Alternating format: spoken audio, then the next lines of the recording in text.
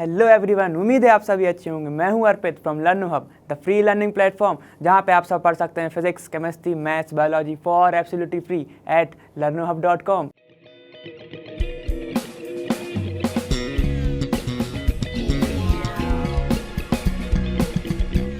आज से हम स्टार्ट करने वाले हैं हमारा एक नया चैप्टर। वो चैप्टर है आपका सरफेस केमिस्ट्री। इसमें कुछ कॉन्सेप्चुअल चीज़ें हैं, तो ध्यान से समझना। एक्सप्लेन मैं करूँगा, अच्छे से ध्यान से समझना, ठीक है, एकदम ओपन माइंडेड होके। और क्या, एकदम आप लिख के रखिएगा, ठीक है, कहाँ पे क्या कॉन्सेप्ट लगा है। सरफेस केमिस्ट्री बहुत ईजी है, ठीक है। तो चलो स्टार्ट करते हैं हमारे क्वेश्चन नंबर फर्स्ट से। चलो देखते हैं क्या है वो।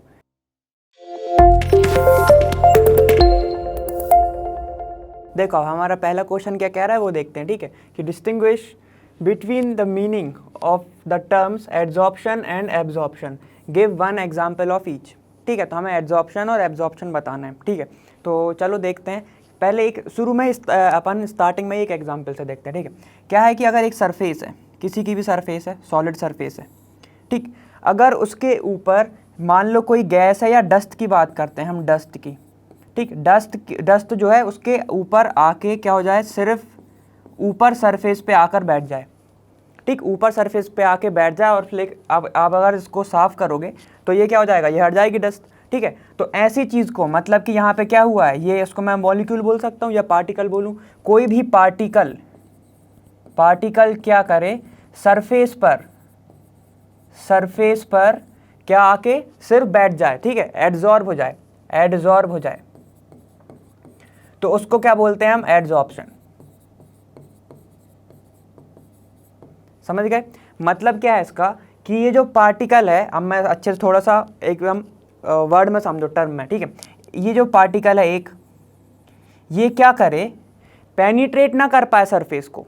समझ रहे हो कि सरफेस को पेनिट्रेट ना कर पाए, और वो कहाँ पे हो जाए, रिटेन हो जाए किस पे, सरफेस पर, रिटेन हो जाए सरफेस पर। तो उस फेनोमेना को क्या बोलते हैं हम, उस फेनोमेना को बोलते हैं हम एड्जॉर्प्शन।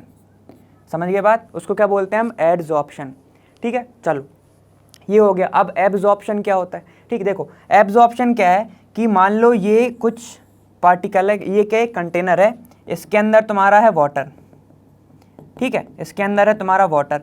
अब तुमने कुछ सॉलिड लिया, ठीक, कुछ सॉलिड लिया, तो यहाँ पे से तुम डालोगे तो क्या करेगा, ये तो सरफेस हुई।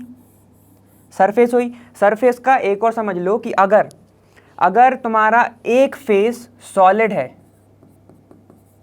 ठीक है, और एक फेस गैस है, तो हमेशा उसको क्या कहोगे तुम, सरफेस। अब सेम टाइम में तुम बोल सकते हो कि अगर एक फेस तुम्हारा लिक्विड है और एक फेस तुम्हारा गैस है, तो उसको क्या बोलोगे तुम, उसको भी तुम बोलोगे सरफेस। समझ गया ना, मतलब कि एक फेस तुम्हारा गैस होना ही है। जैसे कि ये मेरा हाथ है, ऊपर गैस है, और यहाँ पे अगर मैं बात करूँ कि ये क्या हो जाएगा, उसके लिए ये सरफेस हो जाएगा, ठीक, समझ गए बात। कोई भी चीज़ जैसे कि लिक्विड है, ठीक है, एक कंटेनर है, मान लो यही था, ये तुम्हारा कंटेनर है, ठीक, जो अपर वाला जो लेयर रहेगी उसको क्या बोलोगे तुम, सरफेस, क्योंकि ऊपर क्या है, इसके गैस प्रेजेंट है। चलो ठीक है, यहाँ पे सुनो, अब एक सॉलिड है, तुमने उसको डाल दिया, तो ये क्या किया, ये सरफेस को पेनिट्रेट करके बल्क में चला गया। समझ गए बात।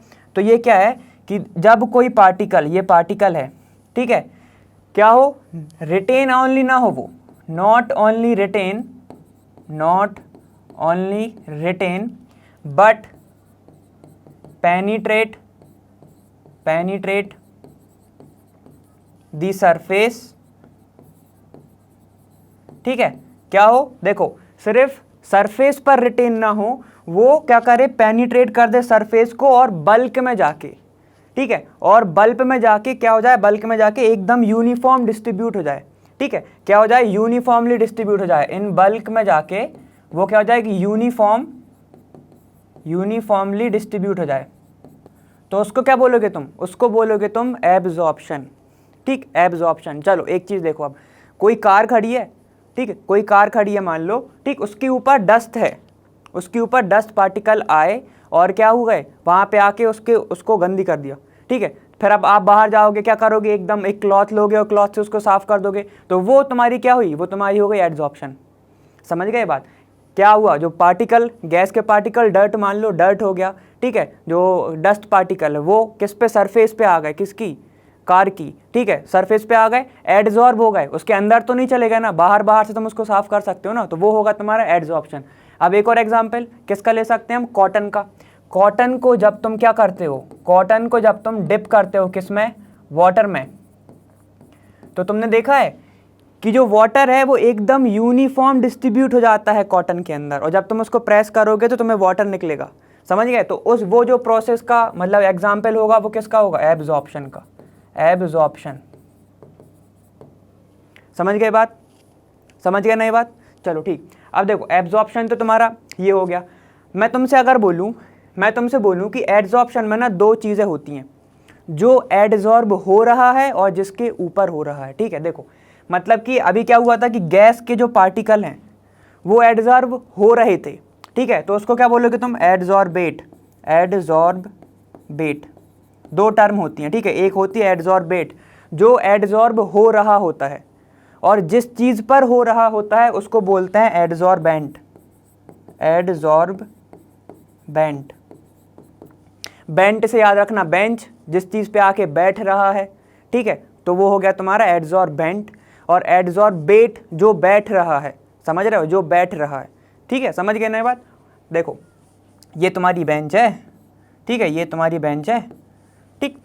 अब इस पे जो बैठ रहा है, ये जो बैठ रहा है ये हो जाएगा बेट, और जो बेंच है वो तुम्हारा हो जाएगा बेंट, ठीक है, एडजॉर्बेट, एडजॉर्बेंट, समझ गए बात, ठीक। चलो अब क्या हो, एडजॉर्बेट ये होता है, एब्जॉर्प्शन ये होता है। सुनो अब इनमें से तुम बताओ रिवर्सिबल प्रोसेस कौन सी है, रिवर्सिबल प्रोसेस कौन सी है। देखो एड्सॉर्प्शन को तुम क्या कर सकते हो, हटा सकते हो, कोई भी चीज़ जो आके तुम्हारे, जो वही अभी एग्जाम्पल था जो कार का, उसको तुम क्या कर पा रहे थे, डर्ट को साफ कर पा रहे थे, और वापस से भी आ सकती है ना डर्ट। तो ऐसा है ना कि तुमने आज साफ करा, कल देखा कार फिर से वापस क्या हो गई, डर्टी हो गई, ठीक है। तो एड्सॉर्प्शन जो है वो तुम्हारा कौन सा होता है, वो होता है तुम्हारा रिवर्सिबल, रिवर्सिबल फेनोमेना, वो होती है तुम्हारी रिवर्सिबल प्रोसेस, ठीक। अब दूसरा एब्जॉर्प्शन। अब एक चीज़ अगर एब्जॉर्ब हो गई तो वो हो गई, समझ गए बात। एक चीज़ अगर कॉटन के अंदर पानी चला गया तो चला गया, अब उसको तुम वापस निकाल के और फिर से डालोगे तो वो सब नहीं होता, ठीक है। तो ये क्या होती है तुम्हारी, ये होती है इर्रिवर्सिबल, इर्रिवर्सिबल प्रोसेस, ठीक है। और एब्जॉर्प्शन को तुम स्पंज से भी समझ सकते हो। स्पंज होता है, स्पंज के अंदर क्या करते हो तुम, वाटर को जब तुम डिप करोगे स्पंज को उसके अंदर, और फिर जब तुम उसको स्क्वीज करोगे तो तुम्हारा निकलता है क्या, वाटर निकलता है। तो वो एग्जाम्पल भी तुम्हारा एब्जॉर्प्शन का है, समझ गए ये बात, ठीक है। अब एक चीज़ और, एडजॉर्प्शन बहुत फास्ट प्रोसेस है, एब्जॉर्प्शन क्या है, एडजॉर्प्शन जो है वो तुम्हारी एकदम फास्ट प्रोसेस है, फास्ट प्रोसेस है, और एब्जॉर्प्शन स्लो प्रोसेस है, ठीक। एब्जॉर्प्शन एकदम एक पॉइंट में अभी बता दूंगा एकदम, ठीक है। चलो अभी तो बस देखते जाओ, वो एकदम फास्ट है, तुमने हटाया भाई फिर से आ सकता है उसके ऊपर, ठीक है, एकदम फास्ट प्रोसेस है। और तुम्हारी एब्जॉर्प्शन थोड़ी सी स्लो प्रोसेस है। और सुनो एब्जॉर्प्शन, ठीक है, टाइम से क्या होता है, स्टार्टिंग में एकदम तेज़ी होती है, एकदम फास्ट होती है तुम्हारी एब्जॉर्प्शन, और धीरे धीरे धीरे आते आते वो होती जाती स्लो। देखो अभी सरफेस पर तुम्हारे एकदम पार्टिकल प्रेजेंट नहीं थे तो क्या हुआ, सीधे आके डस्ट एकदम जल्दी से आके हो गया। लेकिन अब तो यहाँ पे क्या होगा, एक टाइम बाद बिल्कुल फ्री स्पेस ही नहीं होगी, फ्री स्पेस नहीं होगी तो जो एब्जॉर्प्शन है वो क्या होगा, वो स्लो होगा, समझ गए बात, ठीक है। और absorption through out the process एकदम सेम रहती है, अगर वो तेज़ है तो वो तेज़ ही है, अगर स्लो है तो वो स्लो है, ठीक है, एकदम सेम रेट पे चलेगी, ठीक। चलो ये हो गया पॉइंट। अब एक बार हम लिख लेते हैं उनको, ठीक है। देखो पहला क्या था हमारा, पहला है हमारा एड्सॉर्प्शन और दूसरा है हमारा एब्जॉर्प्शन, ठीक है। देखो इसको बोल सकते हैं हम कि ये सरफेस फिनोमेना है, क्योंकि सिर्फ सरफेस पे आके हो रहा है, ठीक है। तो ये क्या है तुम्हारा सरफेस फिनोमेना, ये तुम्हारा क्या है सरफेस फिनोमेना। और ये कहाँ जा रहा है, हम ये बोल सकते हैं कि अगर ये कंटेनर है तुम्हारा तो ये इसकी हो गई सरफेस, और यहाँ पे बोल सकते हैं कि ये बल्क है, बल्क है मतलब बहुत सारा कंसंट्रेशन ज़्यादा है उधर, ठीक है, वो बल्क है, तो इसको हम बोलेंगे ये है हमारा बल्क फिनोमेना, बल्क फिनोमेना, समझ गए बात, ठीक। तो एक पॉइंट तो तुम्हारा ये हो गया। दूसरी चीज़ क्या था, एड्सॉर्प्शन क्या था, फास्ट प्रोसेस थी, एड्सॉर्प्शन क्या है तुम्हारा? Fast process. और एब्जॉर्प्शन क्या है तुम्हारा? Slow process. ठीक है, एक और चीज, रेट कैसे बदलता है? रेट ऑफ एड्सॉर्प्शन कैसे होता है? रेट ऑफ एड्सॉर्प्शन स्टार्टिंग में क्या होता है? ये रेट की बात चल रही है इधर, ठीक है, रेट की बात चल रही है। रेट ऑफ एड्सॉर्प्शन स्टार्टिंग में होता है फास्ट, लेकिन जैसे जैसे क्या बढ़ते जाती है तुम्हारा मतलब सरफेस एरिया तुम्हारा कम होता जाएगा, फ्री सरफेस नहीं रहेगी, क्या हो जाएगा? ये होने लगती है स्लो। ठीक है, मतलब थ्रू आउट द प्रोसेस फिर वो क्या होने लगती है? स्लो होने लगती है। ठीक, अब इसकी बात करें, ये एकदम पूरे रिएक्शन में ये क्या रहता है? सेम रेट से चलती है, same rate through out the process. पूरे प्रोसेस के टाइम पे ये सेम रेट से चलती है। ठीक है, ये हो गया हमारा। अब चौथा क्या है हमारा? ये होती है क्या? रिवर्सिबल।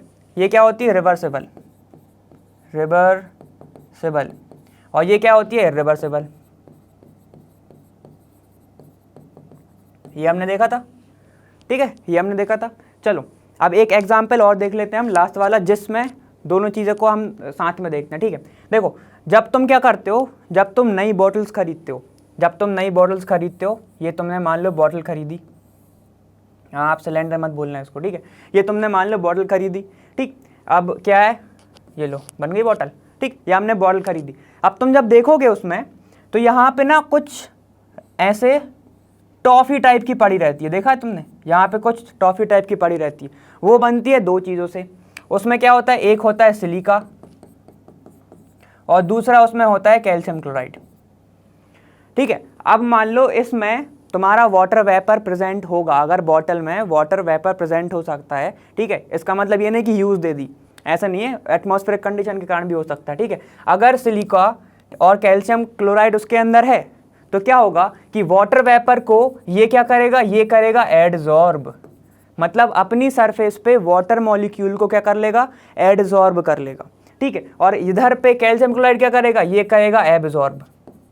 दोनों ही वाटर वेपर को क्या करेंगे? एक करेगा एडजॉर्ब तो एक करेगा एब्जॉर्ब। तो जैसे ही तुम्हें दिख जाए, ठीक है, अब तुम जब बॉटल लेके आओ तुम्हें दिख जाए कि उसके अंदर टॉफ़ी पड़ी है, बस सरफेस केमिस्ट्री याद करना, तुम्हें समझ में आ जाएगा। समझिए बात? देखो एक बार डायरेक्ट डायग्राम से देख लो क्या होता है। ये पार्टिकल है, ठीक है, मान लो ये सिलिका की बात चल रही है, ठीक है, और ये तुम्हारे कैल्शियम क्लोराइड की बात चल रही है। सरफेस क्या होता है कि वाटर वेपर को वो क्या करेगा? एडजॉर्ब। तो कुछ ऐसा दिखेगा तुम्हें, ये बल्क है ना, बल्क में नहीं जाएगा। अब कैल्शियम क्लोराइड में क्या होगा? ये क्या करेगा? ये इधर एब्जॉर्ब करेगा। समझ गए बात? ये क्या करेगा? एब्जॉर्ब करेगा। ठीक है, तो ये हो गया तुम्हारा एडजॉर्ब, ये हो गया तुम्हारा एब्जॉर्ब।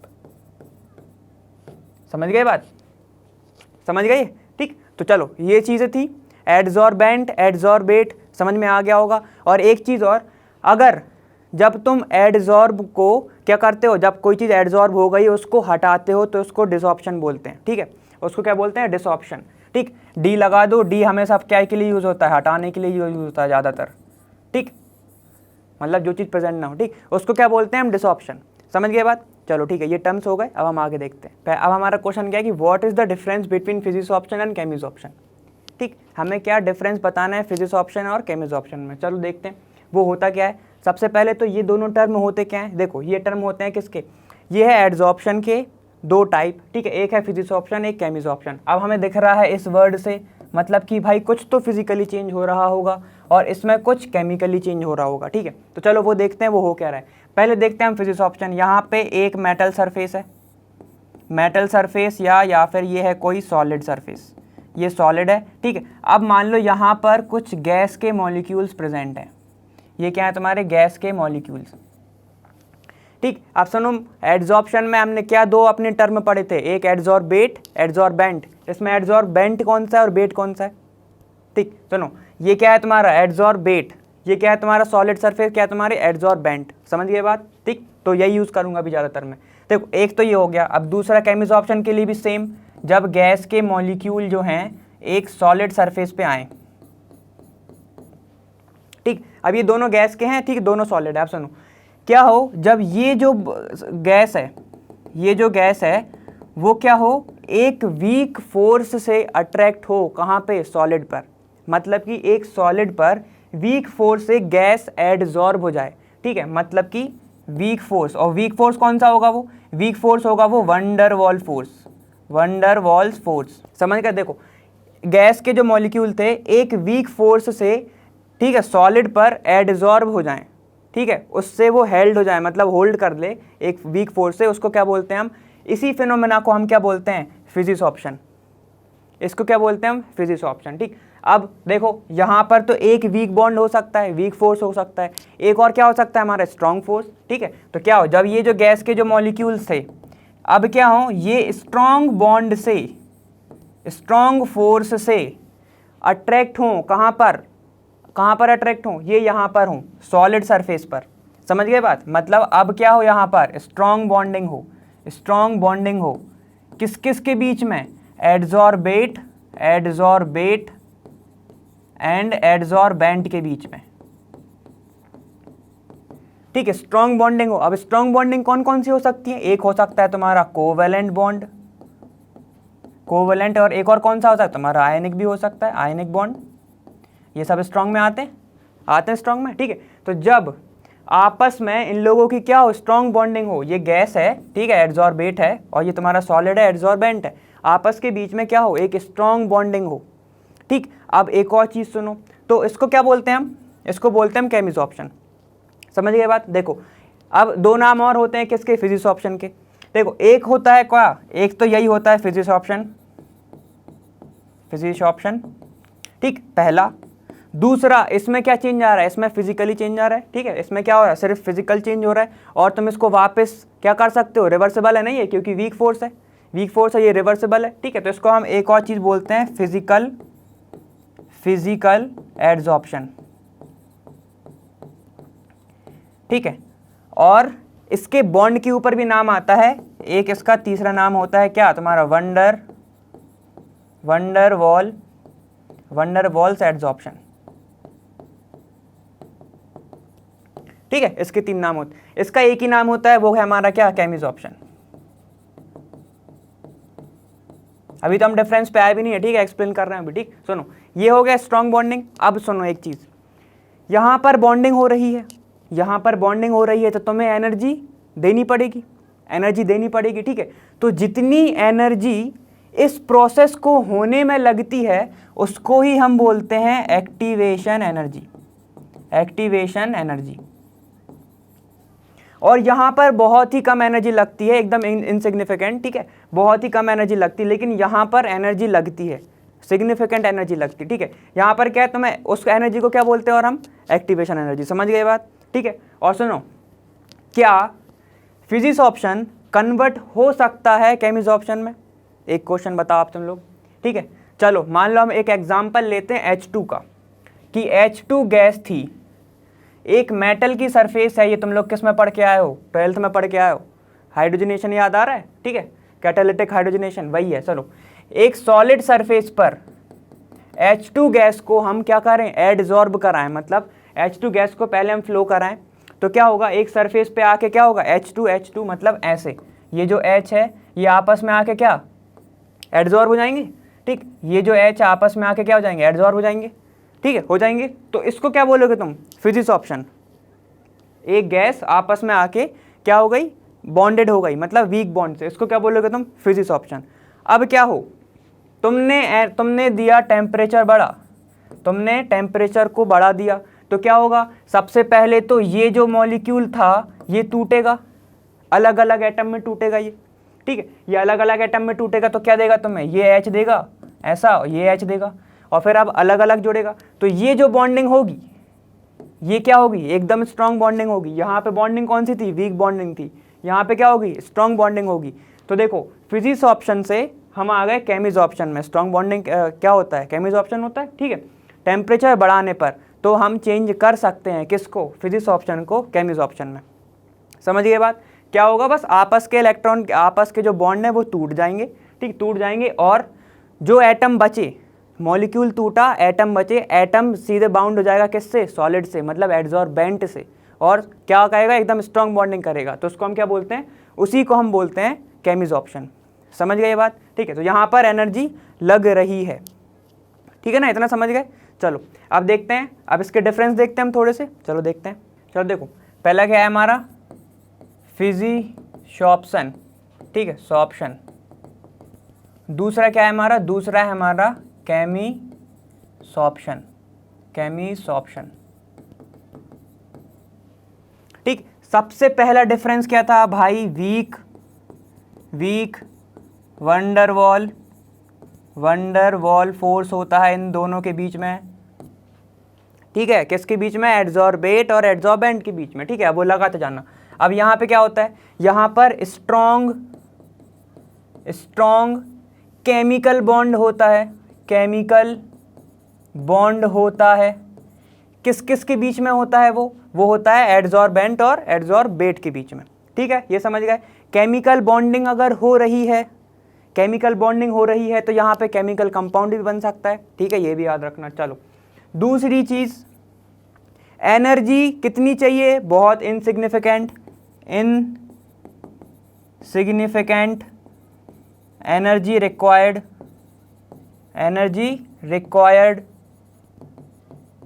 दूसरा यहाँ पे क्या है, सिग्निफिकेंट एनर्जी रिक्वायर्ड।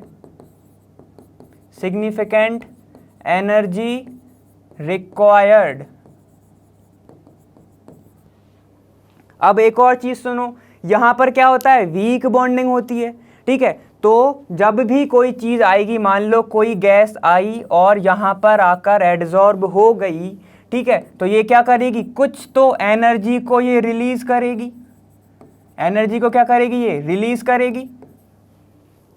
जो एनर्जी रिलीज हुई उसको हम बोलते हैं क्या, हीट ऑफ एड्सॉर्प्शन। जो एनर्जी रिलीज हुई उसको हम बोलते हैं हीट ऑफ एड्सॉर्प्शन। समझ गए, उसको क्या बोलते हैं हम, हीट ऑफ एड्सॉर्प्शन। समझ गए ना बात? अब तुम लोग खुद दिमाग लगाओ, जब वीक बॉन्डिंग होगी तो एनर्जी कितनी रिलीज होगी, कम एनर्जी रिलीज होगी। यहां पर वीक बॉन्डिंग थी तो मतलब बॉन्ड की एनर्जी ही कम है, और जब बॉन्ड की ही एनर्जी कम है तो हीट भी क्या होगी, कम रिलीज होगी। तो यहां पे क्या होगा कि हीट ऑफ एड्सॉर्प्शन जो है, एड्सॉर्प्शन क्या है, वो लेसर होती है। किससे लेसर होती है, केमिसॉर्प्शन से, लेसर देन केमिसॉर्प्शन। अब ये कैसे होती है वो भी देखो। देखो यहां पर क्या हो रहा है, यहां पर है स्ट्रॉन्ग बॉन्डिंग, यहां पर क्या है तुम्हारी, स्ट्रॉन्ग बॉन्डिंग है, किस किस के बीच में, एड्सॉर्बेट और एड्सॉर्बेंट के बीच में। जब बॉन्डिंग ही स्ट्रॉन्ग है मतलब उनकी एनर्जी ही स्ट्रॉन्ग है, समझ गए, उनकी एनर्जी स्ट्रॉन्ग है तो हीट भी क्या होगी, ज़्यादा रिलीज होगी। तो ठीक है, हीट ऑफ एड्सॉर्प्शन मतलब केमिसॉर्प्शन, ठीक है, heat of adsorption is higher, ठीक। अब देन लगा लेना तुम लोग, हीट ऑफ एड्सॉर्प्शन अब कितनी ज़्यादा होगी, अगर इसकी रेंज होती है 20 से 40 किलोजूल पर मोल, ठीक है, इसकी कितनी होती है, इसके डबल होती है, 80 से 240 किलोजूल, ठीक है, एनर्जी है किलोजूल ही होगी, ठीक, समझ गए बात, ये होती है, इतना समझ गए। अब दूसरी चीज किस चीज पे डिपेंड कर सकता है, नेचर ऑफ गैस पे, भाई जो चीज एड्सॉर्ब हो रही है उस पर डिपेंड कर सकता है, तो नेचर ऑफ गैस, ठीक। अगर मान लो कोई हमने गैस ली, हम क्या करें, थोड़ा सा भी प्रेशर लगाएं, थोड़ा सा भी टेम्परेचर चेंज करें और वो लिक्विफाई हो जाए, तो वो लिक्विफाई अगर हो गई तो क्या चेंज आएगा, वो एड्सॉर्ब नहीं होगी अच्छे से, ठीक है। तो यहाँ पे क्या होगा, अगर लिक्विफाइड गैस अगर हमने ले ली तो एड्सॉर्प्शन क्या होगा, कम होगा, ठीक है। इसको लिख लेना कि लिक्विफाइड गैस, नेचर में ऐसे लिख लेना, नेचर ऑफ द गैस में लिक्विफाइड गैस शोज लेस फिजिसॉर्प्शन।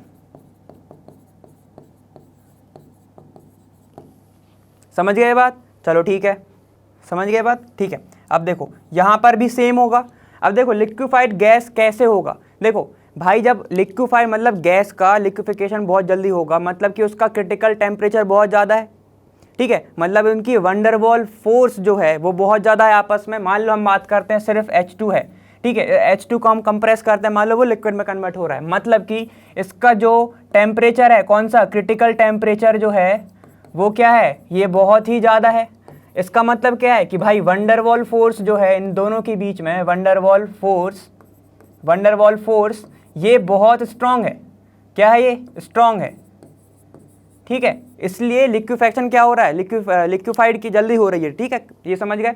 चलो दूसरी चीज़ क्या जो तुम्हारा गैस था वो मल्टीलेयर बना सकता है। देखो भाई मतलब क्या है हमारा कि ये तुम्हारी मेटल सरफेस है, गैस जो है इसके ऊपर गैस एड्जॉर्ब हो गई, यही होता है, ठीक। अब क्या हो, इसके ऊपर दूसरी गैस आए वो भी एड्जॉर्ब हो जाए, तो ये डिपेंड किस पे करता है, इस नेचर ऑफ किस पे, गैस पे, इस नेचर ऑफ गैस पे कि भाई ये सामने वाले को इंटरमोलिकुलर जो फोर्स है एक गैस का दूसरे गैस के साथ अगर स्ट्रांग हुआ तो ये क्या बना सकता है, ये मल्टी लेयर बना सकता है, ठीक है। तो multi layer can be formed, multi layers can be formed, ठीक है, समझिए ये बात। अब यहाँ पे देखो केमीज ऑप्शन में क्या होता है, केमीज ऑप्शन में किस पे डिपेंड करता है, नेचर ऑफ एड्जॉर्बेट और बेंट पे, ठीक है। अब ये बताओ, ठीक, यहाँ पर क्या हुआ, ये तुम्हारा सरफेस है, इन दोनों के बीच में बॉन्डिंग थी, ठीक है। तो क्या जो दूसरी गैस आएगी ये इसको इंटरफेयर कर पाएगी, नहीं कर पाएगी, क्योंकि सिर्फ क्या कहेगा, ये वाली जो गैस जो आएगी वो भी तो क्या चाहेगी कि भाई जगह हो, हम मेरा भी एड्जॉर्बेंट के साथ बन पाए, ठीक है। लेकिन यहाँ पे तो ऑलरेडी ऑक्यूपाइड है, ठीक है। तो क्या होगा, यहाँ पर सिर्फ बन पाएगी तुम्हारी यूनिमोलिकुलर लेयर, ठीक है। यहाँ पे मल्टीमोलिकुलर मतलब मल्टी लेयर लिख दिया, ठीक है, मल्टीमोलिकुलर लेयर, यहाँ पर यूनिमोलिकुलर लेयर बन सकती है, समझ गए बात, ठीक है। चलो ये हो गया हमारे पॉइंट, ये हमारे पॉइंट हो गए, ठीक। और क्या देखा तुमने, और कुछ देखा था हमारा, और कुछ रह गया क्या, एक चीज़ और बताओ, सिर्फ लास्ट, ठीक है, बार बार नहीं पूछूंगा, ठीक है। एक चीज़ और बताओ, जितना ज़्यादा सरफेस एरिया होगा एड्जॉर्प्शन क्या होगा, उतना ज़्यादा होगा, ठीक है। चलो लिखो, एक चीज़ और लिख लो, क्या, जितना ज़्यादा सरफेस एरिया अगर तुम्हारा ज़्यादा होगा उतना ज़्यादा क्या होगा, एड्जॉर्प्शन होगा, वो लिख लेना इक्वल में उतना ही ज़्यादा एड्जॉर्प्शन, ठीक है। अब वो कोई भी हो, फिजिक्स ऑप्शन हो या केमिस्ट्री ऑप्शन हो, दोनों में सेम चीज़ क्या करेगा, सेम चीज़ डिपेंड करेगा।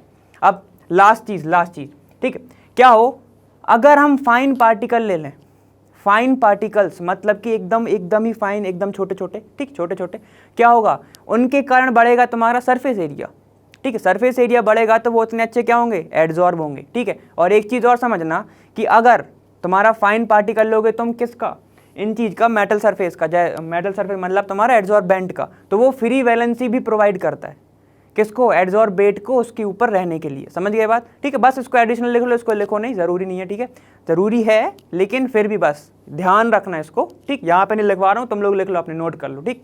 चलो ठीक, अब दूसरा देखते हैं हम क्या है हमारा, ये वाला समझ गए ना अच्छे से। अब दूसरा देखो हमारा नेक्स्ट क्वेश्चन कह रहा है कि give reason why finely divided substance is more effective as an adsorbent, ठीक। तो बताओ ये क्यों होता है, एड्जॉर्बेंट मतलब कि वो एड्जॉर्ब हो रहे, क्या हो गए, एड्जॉर्बेंट मतलब एड्जॉर्ब कर रहे होंगे, ठीक है, हाँ, फंबल मत करना, समझ गए बात, ठीक। तो सुनो, मतलब ये क्या होगा, अभी बताया था कि फाइनली अगर डिवाइडेड पार्टिकल हैं, फाइनली डिवाइडेड पार्टिकल हैं, मतलब ये तुम्हारा सिंपल पार्टिकल है, ठीक है, और ये तुम्हारे कुछ क्या है, तुम्हारे फाइनली डिवाइडेड पार्टिकल हैं, ठीक है। तो अब ये बताओ सरफेस एरिया किसका ज़्यादा होगा, सरफेस एरिया होगा फाइनली डिवाइडेड पार्टिकल का ज़्यादा, ठीक है। Finally divided particle have more और लार्जर सरफेस एरिया देन क्या, देन नॉर्मल पार्टिकल, देन तुम्हारे बिगर पार्टिकल। चलो एक चीज़ तो ये हो गई, देखो भाई जितना ज़्यादा सरफेस एरिया उतना ज़्यादा क्या तुम्हारा, यहाँ फिर से लिख लो, यहाँ जितना ज़्यादा सरफेस एरिया, जितना ज़्यादा तुम्हारा सरफेस एरिया उतना ही अच्छा क्या, एड्जॉर्प्शन। और एड्जॉर्प्शन कौन कराएगा, सिंपल सी बात है, बेंट ही कराएगा, एड्जॉर्बेंट ही नहीं होगा तो एड्जॉर्प्शन नहीं होगा, ठीक है। चल गए, समझ गए ये बात, ठीक है। तो सरफेस एरिया किन का ज़्यादा होता है, फाइनली डिवाइडेड पार्टिकल्स का सरफेस एरिया बहुत ज़्यादा होता है, मतलब कि बहुत ज़्यादा मतलब बिगर पार्टिकल से तो ज़्यादा ही होता है ना, ऐसे लिख लो, ठीक है। सरफेस एरिया किसका ज़्यादा है, फाइनली डिवाइडेड पार्टिकल का ज़्यादा है। अब दूसरी चीज़, अगर हम इसको नॉर्मल टर्म में देखें कि मान लो ये तुम्हारा एक क्या है, ये तुम्हारा मेटल सरफेस है, पीटी पीटी वगैरह, ठीक। इसको एक टर्म में और देखो। अब देखो यहाँ पर क्या है, ये एक तुम्हारा नॉर्मल है, मतलब यहाँ पर क्या है, ये एक क्लस्टर फॉर्म में है, मतलब ये तुम्हारा बिगर पार्टिकल है, ठीक है, बिगर मेटल का पार्टिकल। अब देखो एक अगर तुम ले लो क्या, इसमें स्मॉलर पार्टिकल मतलब पीटी, ऐसा ऐसा, मतलब ये है तुम्हारा फाइनली डिवाइडेड पार्टिकल। तो देखो वैलेंसी, फ्री वैलेंसी तुम्हें ज़्यादा कहाँ मिलेगी, देखो इधर तुम्हें एक ही में 4 फ्री वैलेंसीज मिल रही हैं, लेकिन अगर तुम इधर आओ तो इन वैलेंसी से आधे से तो क्या जुड़े हैं, खुद मेटल जुड़ा है, खुद मेटल जुड़ा है। तो देखो यहाँ पर तुम्हें क्या मिल रहा है, फ्री वैलेंसी ज़्यादा है, फ्री वैलेंसी ज़्यादा है, ठीक। अगर फ्री वैलेंसी तुम्हारी ज़्यादा होंगी, ठीक है, तो उतना अच्छा एडजॉर्ब कर पाएगा वो दूसरी चीज़ को। मान लो कि वहाँ से H2 आ रहा है यहाँ से, या फिर तुम्हारा क्या आ रहा है, ऑक्सीजन आ रहा है, ठीक है। ऑक्सीजन को अगर जैसे ही फ्री इलेक्ट्रॉन देखेंगे, फ्री वैलेंसी देखेंगे, वो बहुत जल्दी एडजॉर्ब होगा, ठीक है। तो सुनो, फाइनली डिवाइड पार्टिकल क्या करते हैं, फ्री वैलेंसी प्रोवाइड करते हैं, ठीक है। फ्री वैलेंसी समझ लो, फ्री इलेक्ट्रॉन प्रोवाइड कर रहे हैं कहाँ पे, अपने सरफेस पे। ऐसे देखो कि ये जो सरफेस है इसके ऊपर एक क्या कर रहा है, वैलेंसी प्रोवाइड कर रहा है, ये इलेक्ट्रॉन, ठीक। तो कोई भी आएगा, मान लो H+ आया या फिर O आया, तुम्हारा ऑक्सीजन आया, इसको क्या दिख रहा है, इसके ऊपर इनको दिख रहे हैं फ्री इलेक्ट्रॉन, तो इन्हें तो दिख रहा है कि चांदी हो जाएगी मेरी, ठीक है। यहाँ पे क्या होगा, यहाँ पर ये आके फिर क्या आएगा, सीधे से आके ये हो जाएगा एडजॉर्ब। एक मॉलिक्यूल तो होगा नहीं, बहुत सारे होंगे, ठीक है, ये हो जाएगा एडजॉर्ब, ठीक है। तो यही करता है क्या हमारे फाइनली डिवाइडेड पार्टिकल की फ्री वैलेंसी को वो क्या करता है, प्रोवाइड करता है, जिसके कारण ये जो H है यहाँ पे आके एडजॉर्ब हो जाता है। समझ गए बात। तो दो चीज़ हैं, एक तो तुम्हारा क्या, सरफेस एरिया, ठीक है, वो लिख दे रहा हूँ वो। पहला तुम्हारा क्या था, सरफेस एरिया, सरफेस एरिया किसका ज़्यादा होता है, ठीक है। दूसरा क्या था, फ्री वैलेंसी, फ्री वैलेंसी। समझ गए बात। तो दो चीज़ की वजह से ये अच्छे क्या होते हैं, एडजॉर्बेंट होते हैं। समझ गए बात, ठीक है। चलो दूसरा देखते हैं अब हम। अब देखो हमारा दूसरा क्या है कि what are the factors which influence the adsorption of the gas on solid, ठीक है। ये तो हम पढ़ते ही आ रहे हैं, ठीक है। चलो पुराने कॉन्सेप्ट लगाओ। सुनो, अगर तुम क्या करोगे, एड्जॉर्प्शन अगर हो रहा है, एड्जॉर्प्शन अगर हो रहा है, तो एक काम करो, पहले ही डायग्राम बना लो कोई भी चीज़ का, ये मेटल और ये तुम्हारा क्या, तुम्हारे गैसेस, ये सॉलिड और ये तुम्हारा क्या, गैसेस, ठीक। तो चलो ये है एडजॉर्ब, क्या है तुम्हारा, ये एडजॉर्ब वेट, बढ़िया, ठीक है। ये क्या है तुम्हारा, एडजॉर्ब बेंट। समझ गए, यहाँ पर एडजॉर्ब हो रहा होगा और ये ही हो रहा है, ठीक। चलो ठीक है, समझ गए बात, ठीक है। देखो ये एडजॉर्प्शन अगर तुम्हारा हो रहा है, अगर अब तुम क्या करो, टेम्परेचर को बढ़ा दो। अभी लो टेम्परेचर था, लो टेम्परेचर पर इजीली क्या हो जाएगा तुम्हारा, एडजॉर्प्शन हो जाएगा। क्यों हो जाएगा, क्योंकि भाई इनके पास एनर्जी नहीं है, कम एनर्जी है, ठीक है। अब क्या हो, अगर तुम टेम्परेचर को तुम क्या कर दो, बढ़ा दो। टेम्परेचर जैसे ही बढ़ाओगे तो मॉलिक्यूल्स के अंदर भी क्या आ जाएगी, एनर्जी आ जाएगी, काइनेटिक एनर्जी आ जाएगी, और वो इधर उधर भागेंगे, तो वो इस सरफेस पर देखेंगे ही नहीं, इस सरफेस पे नहीं देखेंगे तो एडजॉर्प्शन नहीं होगा। जैसे जैसे क्या बढ़ेगा, जैसे जैसे तुम्हारा टेम्परेचर होगा इंक्रीज, ठीक है, वैसे वैसे तुम्हारा एडजॉर्प्शन होगा डिक्रीज, एडजॉर्प्शन होगा डिक्रीज। ये हो गई पहली चीज। दूसरी चीज क्या है भाई, टेम्परेचर के साथ हम क्या पढ़ते हैं, प्रेशर पढ़ते हैं, ठीक है, प्रेशर। अब क्या हो कि मैं ऊपर से इधर से एक पिस्टन लगा दूं, यहां से मैंने एक पिस्टन लगा दिया ऐसा। अगर मैं ऊपर से प्रेशर लगा रहा हूं, यहां से प्रेशर, ठीक है, ये प्रेशर लगा रहा हूं मैं इन गैसेस पर, कहां पे लगा रहा हूं, किसके लिए लगा रहा हूं, एडजॉर्बेंट के लिए। एक सरफेस मेरी एडजॉर्बेंट है, ऊपर से मैं क्या कर रहा हूं, इधर से मैंने पिस्टन लगा दिया और यहाँ से मैं पुश कर रहा हूं किसको, गैसेस को। तो क्या होगा, गैस पास में आएंगे, किसके, इस सरफेस के पास में जाएंगे, पास में आएंगे तो एडजॉर्प्शन अच्छे से होगा, ठीक है। तो जैसे जैसे प्रेशर तुम्हारा इंक्रीज होगा, ठीक है, on increasing pressure adsorption also increase, adsorption also increase, ठीक है। दूसरी थर्ड चीज क्या हो गई, ये तो दो हो गए हमारे, ठीक है, दो हो गए, ठीक है। और ये प्रिंसिपल भी है, कोई सा याद करो, ठीक है, बताना ये मेरे को कौन सा प्रिंसिपल की बात कर रहा हूँ मैं। जहाँ पर कांस्टेंट टेम्परेचर पर प्रेशर ज़्यादा बढ़ाओगे तो एडजॉर्प्शन बढ़ेगा, किसका, गैस का, ठीक है। ये बताना कौन सा है। चलो थर्ड वाला, थर्ड क्या है तुम्हारा, किस पे डिपेंड कर सकता है, किस पे डिपेंड कर सकता है, नेचर ऑफ गैस पे, नेचर ऑफ गैस पे। वो अभी पढ़ा था हमने, नेचर ऑफ गैस। अगर थोड़ी सी टेम्परेचर बढ़ाने पर या प्रेशर बढ़ाने पर, ठीक है, गैस जल्दी लिक्विफाइड हो रहा है, मतलब उसका क्रिटिकल जो टेम्परेचर है वो बहुत ज़्यादा हाई है, मतलब वंडर वॉल फोर्स बहुत ज़्यादा स्ट्रांग है उस गैस के। समझ गए बात? तो क्या होगा, जो लिक्विफाइड जो गैस है वो एडजॉर्ब जो है वो क्या होगी, वो रीडली होगी। मतलब क्या होगा भाई, वो क्या होगी, रीडली एडजॉर्ब होगी, मतलब कि बहुत कम एब्जॉर्ब होगी, एडजॉर्ब होगी। समझ गए बात? ठीक है, तो ये 3 चीज़ तो ये हो गई। और क्या हो सकता है, और क्या हो सकता है ज़रा बताओ, और कौन से फैक्टर इन्फ्लुएंस कर सकता है? ठीक है, एक चीज़ और हो सकती है क्या, सरफेस एरिया। सरफेस केमिस्ट्री पढ़ रहे हैं, सरफेस एरिया हर जगह लगा दो। ठीक, सरफेस एरिया अगर ज़्यादा होगा तो एड्जॉर्प्शन क्या होगा, वो भी तुम्हारा ज़्यादा होगा। कम सरफेस एरिया पे कम एड्जॉर्ब, ज़्यादा सरफेस एरिया पे ज़्यादा एड्जॉर्ब। ठीक है, तो ये डायरेक्टली प्रोपोर्शनल है। ठीक, तो ये कुछ फैक्टर्स हैं जो किस पे डिपेंड करते हैं, इन फैक्टर्स पर ही डिपेंड करता है क्या, तुम्हारा एड्जॉर्प्शन। समझ गए ये बात, समझ गए बात? ठीक है, कैटलिस्ट वाला भी आएगा, अच्छे से पढ़ते जाना। ठीक है, चलो देखो अब दूसरा क्या है हमारा, देखो अब हमारा ये क्या कह रहा है कि what is an adsorption isotherm, describe Freundlich adsorption isotherm. ठीक है, तो हमें ये बताना है। चलो अब देखते हैं हम क्या है। देखो पहले तो सबसे पहले एड्जॉर्प्शन आइसोथर्म क्या होता है, मान लो लेट जो x ग्राम है वो हमारा क्या है, मास ऑफ एड्जॉर्बेट। बेट मतलब किसी भी गैस की बात कर लेते हैं। ठीक है, और मान लो m जो है, m ग्राम तुम्हारा क्या है, वो है मास ऑफ एड्जॉर्बेंट।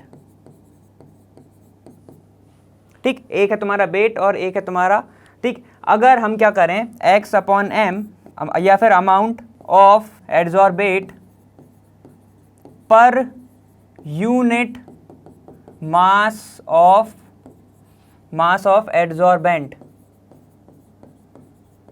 मतलब हम क्या देखें हैं कि भाई जितना एड्जॉर्ब हो रहा है कहाँ per unit mass of adsorbent पे। ठीक है, मतलब कि ये तुम्हारी गैस प्रेजेंट है, इधर गैस प्रेजेंट है। ठीक है, वो जितनी एड्जॉर्ब हो रही है किसके रिलेटेड, इसके मास ऑफ एड्जॉर्बेंट पर। ठीक है, per unit mass of adsorbent पर, तो उसको क्या बोलोगे तुम, उसको ही हम बोलते हैं is known as degree of adsorption. उसको क्या बोलते हैं हम, डिग्री ऑफ एड्जॉर्प्शन। समझ गए बात? चलो ठीक है, अब एक चीज़ और, एड्जॉर्प्शन 2 मेन चीज़ों पर डिपेंड करता है। एड्जॉर्प्शन किस किस पे डिपेंड करता है, देखो एड्जॉर्प्शन जो है वो 2 मेन चीज़ों पर डिपेंड करता है। एक क्या है तुम्हारा टेम्परेचर और एक क्या है तुम्हारा प्रेशर। करता है ना, अगर टेम्परेचर बढ़ा दोगे तो एड्जॉर्प्शन कम, प्रेशर बढ़ा दोगे तो क्या होगा, ज़्यादा एड्जॉर्प्शन। ठीक है, अब ये बोल रहा है आइसोथर्म। ठीक है, तो हमें टेम्परेचर क्या रखना पड़ेगा, आइसो मतलब सेम, ठीक है, थर्म मतलब टेम्परेचर, तो सेम टेम्परेचर के बात चल रही है, सेम टेम्परेचर पे। सेम टेम्परेचर मतलब कि ये लिख सकते हो तुम कांस्टेंट टेम्परेचर पर। ठीक है, कांस्टेंट टेम्परेचर पर। अब सुनो, हमें मतलब प्रेशर के बीच में चाहिए, जब जो डिग्री ऑफ एड्जॉर्प्शन का जो ग्राफ है, ठीक है, जब ग्राफ प्लॉट होती है डिग्री ऑफ एड्जॉर्प्शन एंड किसके बीच में, प्रेशर के बीच में, डिग्री ऑफ एड्जॉर्प्शन और प्रेशर के बीच में, उसे ही हम क्या बोलते हैं, फ्रेंडलिच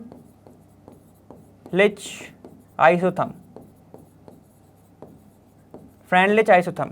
समझ गए बात? जब ग्राफ प्लॉट हो डिग्री ऑफ एड्जॉर्प्शन और प्रेशर के बीच में, उसे हम बोलते हैं फ्रेंडलिच आइसोथर्म। समझ गए बात? आइसोथर्म मतलब एट कांस्टेंट टेम्परेचर पे बात चल रही है। ठीक है, चलो अब देखते हैं फ्रेंडलिच आइसोथर्म है क्या। देखो तो फ्रेंडलिच ने क्या कहा था कि x अपॉन जो m है, मतलब degree of adsorption is equal होता है Kp1/n के। ठीक है, तो x क्या था हमारा, x is equal to mass adsorbate. ठीक है, और फिर जो m है तुम्हारा वो क्या है तुम्हारा, बेंट एड्जॉर्बेंट, मास की बात चल रही है। ठीक है, K and N are constant, ये क्या है तुम्हारे कांस्टेंट, और P क्या है तुम्हारा प्रेशर। ठीक है, समझ गए ये बात। देखो अब होता क्या है, उन्होंने क्या दिया था, एक ग्राफ दिया था, वो था ये तुम्हारा कि जैसे जैसे तुम प्रेशर बढ़ाते हो, ठीक है, वैसे वैसे क्या बढ़ता है, वैसे वैसे तुम्हारा डिग्री ऑफ क्या बढ़ता है, डिग्री ऑफ एड्सॉर्प्शन बढ़ता है। देखो मतलब ये क्या है तुम्हारा x/m यही था, और प्रेशर, तो यहाँ पे क्या हो रहा है तुम्हारा प्रेशर इंक्रीज हो रहा है, और यहाँ पर तुम्हारा डिग्री ऑफ एड्सॉर्प्शन इंक्रीज हो रहा है। अब देखो अगर हम बात करें इस पॉइंट को हम ले लें, क्या तुम्हारा इस पॉइंट को हमने मान लो ले लिया C, सेंटर पे है तो C ले लिया, ठीक। अब मान लो हम इसको लेते हैं यहाँ तक, ये जो दिख रहा है तुम्हें ये क्या निकल रहा है, एकदम लीनियर, ये दिख रहा है तुम्हें एकदम लीनियर दिख रहा है ये, ठीक है, एकदम लीनियर दिख रहा है। तो देखो सबसे पहले तो उनका एक्सप्रेशन क्या था, ये उनका एक्सप्रेशन था। अब हम पहले केस की बात करते हैं, केस नंबर 1, ठीक है, मतलब कंडीशन 1, कंडीशन नंबर 1। अब पहली कंडीशन क्या थी कि जब प्रेशर क्या हो तुम्हारा 0 हो, प्रेशर अगर तुम्हारा क्या हो 0 हो। देखो अब मैं बात करता हूं इधर जो 1/n है, इधर क्या होगा जब तुम्हारी लीनियर लाइन बन रही है एकदम, तो यहाँ पे होता है 1/n की वैल्यू इक्वल होती है 1, ठीक है। और अब देखो ये हो गया तुम्हारा पॉइंट C, ठीक है, इसको मैं ले लेता हूँ क्या, x तो हमने यूज़ कर चुके हैं, ठीक है, तो इसको मैं ले रहा हूँ, यहाँ से कर्व बनना स्टार्ट हो रहा है, कर्व बनना स्टार्ट हो रहा है, तो इसको मैं ले रहा हूँ अभी A, ठीक है, इसको मैं ले रहा हूँ B, और लास्ट पॉइंट को मैं ले रहा हूँ D, क्योंकि C यहाँ पे यूज़ हो गया, ठीक, हमने ऐसे ले लिया, ठीक। अब A से यहाँ C से लेके A तक, C से लेके A तक, C से लेके A तक क्या बन रहा है, एकदम लीनियर लाइन बन रही है, जहाँ पर 1/n की वैल्यू तुम्हारी है 1।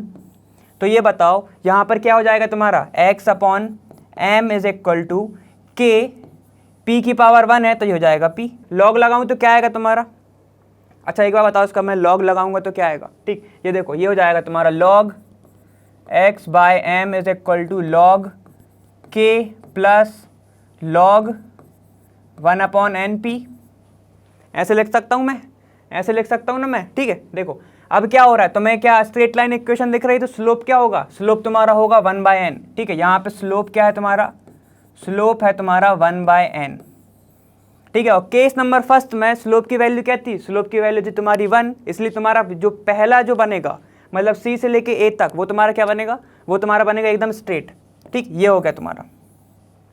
अब दूसरी कंडीशन देखते हैं हम। देखो एक कंडीशन तुम्हें क्या दिख रहा है, B और D, यहाँ पे एकदम जैसे जैसे तुम क्या बढ़ाओगे, एकदम प्रेशर बढ़ाते जाओगे, एक टाइम ऐसा आएगा कि एड्सॉर्प्शन जो है ना वो ख़त्म हो जाएगा, मतलब होना एकदम इक्वल में होगा। अब अगर यहाँ पे 10 हो रहा है, मतलब क्या हो रहा है, तुम्हारा प्रेशर बढ़ाओगे, ठीक है, यहाँ पर तुमने कितना बढ़ाया, मान लो तुमने बढ़ाया 50 पास्कल, 50 पास्कल मान लो तुमने बढ़ा दिया। अब यहाँ पर जो एड्सॉर्ब हो रहा होगा वो एकदम कांस्टेंट हो जाएगा, एकदम तुम्हें इसके बाद B के बाद तुम्हें क्या मिलेगी, एकदम लीनियर लाइन मिलेगी। तो ठीक है, तो मैं बोल सकता हूँ कि B क्या है हमारा, B है हमारा PS, मतलब क्या है, प्रेशर ऑफ सैचुरेशन या सैचुरेशन प्रेशर। मतलब यहाँ पर एक टाइम पर इस पर B पॉइंट पे सैचुरेशन आना स्टार्ट हो गया। सैचुरेशन मतलब कि इसके आगे अब तुम्हें कुछ नहीं मिलेगा, इसके आगे तुम्हें सिर्फ अब सीधी ही लाइन मिलेगी, ठीक है। अब मतलब प्रेशर मतलब तुम्हारा एड्सॉर्प्शन है अब होना बंद, ठीक है, तो उसको क्या बोलोगे तुम, सैचुरेशन पॉइंट, सैचुरेशन पॉइंट। और जो सैचुरेशन पॉइंट है अगर हम प्रेशर की टर्म में बात करें तो वो क्या हो जाएगा, सैचुरेशन प्रेशर, ठीक है, समझ गए बात। सुनो अब ये हो गई कंडीशन 1। अब मैं क्या करूं, कंडीशन इसकी बात करूं B से लेके D तक, B से लेके D तक, तो क्या होगा, यहां पर 1/n की वैल्यू हो जाती है 0, 1/n की वैल्यू हो जाती है 0, तो बस पुट कर दो केस नंबर 2, 1/n की वैल्यू हो गई तुम्हारी 0, तो ये क्या आ जाएगा, x/m is equal to k, उसकी टोटल वैल्यू कितनी हो गई, p की वैल्यू 0, और किसी की भी वैल्यू अगर पावर 0 है तो वो क्या हो जाएगा, 1 हो जाएगा, तो x/m is equal to k, मतलब ये क्या है, एकदम कांस्टेंट मिलेगी तुम्हें, समझ गए बात, ठीक है। तो ये हो गया तुम्हारा केस नंबर 2। अब बचा हमारा कितना, बचा हमारा, देखो अब क्या बचा हमारा, ये जो कर्व मिल रहा है हमें, ये बचा, दिख रहा है, ये जो कर्व मिल रहा है हमें ये बचा, ये वाला पार्ट हो गया हमारा, ये वाला पार्ट हो गया हमारा, BD हो गया, CA हो गया, अब हमारा ये वाला पार्ट बचा है ना, ये वाला पार्ट बचा। अब इसके लिए क्या होता है, 1/n की जो वैल्यू है, ठीक है, यहाँ पे देखो, यहाँ पे 1 था, यहाँ पर 0 है, तो ये वाली वैल्यू हम बोल सकते हैं ये 1 और 0 के बीच में होगी, ठीक है। तो ये क्या होगा, या तो ये 1 के बीच में और ये 0 के बीच में होगी। समझ गए बात, ये इसको मैं ऐसे लिख सकता हूँ, समझ गए, या तो ये 1 होगी, मतलब क्या कितने कैसे कैसे हो सकता है, ये हो सकती है तुम्हारी 0.1 0.2 0.3, मतलब ऐसे ऐसे हो सकता है 0.1 से लेके 0.9 तक, ठीक है। ये रेंज होगी इसकी 1/n की, ठीक है। तो यहाँ पर तुम्हें क्या मिलेगा, यहाँ पर मिलेगा तुम्हें कर्व, ठीक है। तो ये वैल्यू तुम पुट करोगे तुम्हें मिल जाएगा क्या, केस नंबर 3 में, केस नंबर 3 इसमें क्या होगा कि जब x/m को तुम रखोगे, ठीक है, कब, के पी 1/n की जो वैल्यू है वो वेरी करते जा रही है, तो सीधे सीधे रख दो 1/n की वैल्यू 1 से लेके 0 तक, ठीक है। अब तुम क्या करोगे, जब इसको रखोगे तो तुम्हें क्या मिलेगा, एकदम कर्व मिलेगा।